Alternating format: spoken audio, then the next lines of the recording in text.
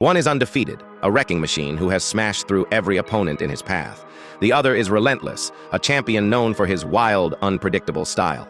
Khamzat Chimaev and Dricus Du Plessis are two of the most dominant forces in the UFC middleweight division, but when you strip away the hype and look at the numbers, who really has the edge?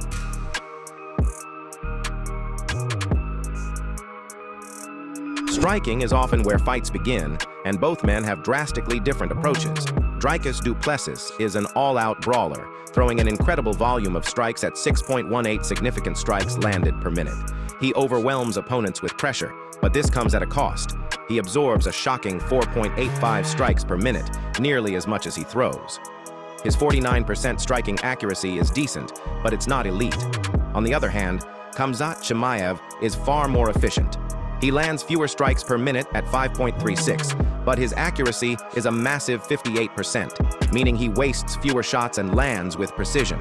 More importantly, Khamzat absorbs far less damage at only 3.25 strikes per minute. This means that while Dricus throws more, Khamzat is the one landing the cleaner, more effective shots while taking significantly less in return. Dricus may have the volume, but Khamzat has the accuracy, control, and superior shot selection.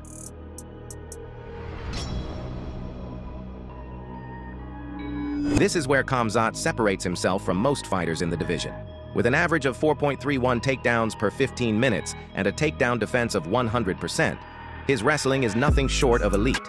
No opponent has been able to take him down in the UFC, and when he gets on top, he dominates with relentless control and submission threats.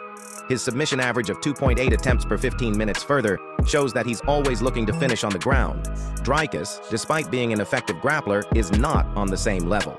He averages 3.04 takedowns per 15 minutes with 50% accuracy, meaning he's decent but nowhere near the efficiency of Khamzat. More concerning is his 50% takedown defense. He gets taken down in half of the attempts against him.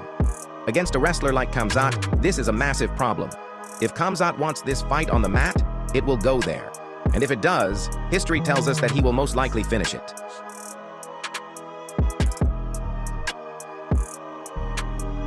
Fighter intelligence isn't just about throwing the hardest punches or landing takedowns. It's about reading the fight, making adjustments, and controlling the pace. Khamzat Chimaev has shown elite fight IQ, particularly in his war against Gilbert Burns. When striking wasn't working, he mixed in takedowns. When the fight got too chaotic, he slowed it down. He dictates how fights play out, whether it's through his suffocating pressure or calculated attacks. Dricus, in contrast, thrives in chaos. His unpredictability makes him dangerous, but it also makes him vulnerable. He has a habit of leaving openings and relying on his toughness to carry him through fights. This worked against fighters like Sean Strickland, but against a tactician like Khamzat, it could backfire.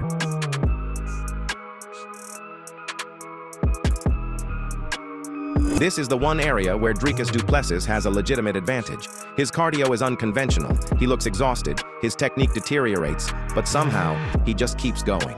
He went 5 rounds against Strickland and has proven that he can survive deep into fights even when things get ugly.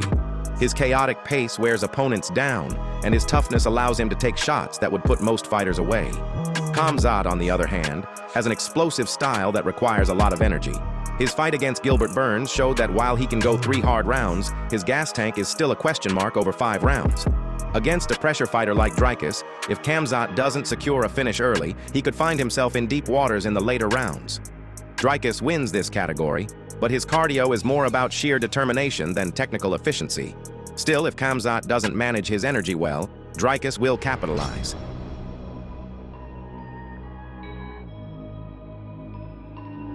Both men are finishers, but they finish fights in very different ways. Dricus has 18 career finishes, with a mix of knockouts and submissions. He breaks opponents down with pressure and volume before eventually overwhelming them. Khamzat, however, is a different type of finisher. His finishes are quicker, cleaner, and more dominant. He has 6 knockouts and 6 submissions, with an 85% finish rate. When he wins, he barely takes damage. When Dricus wins, it's usually after going through hell. Dricus may have more total finishes, but Khamzat's ability to end fights decisively without taking unnecessary punishment makes his finishing ability more dangerous.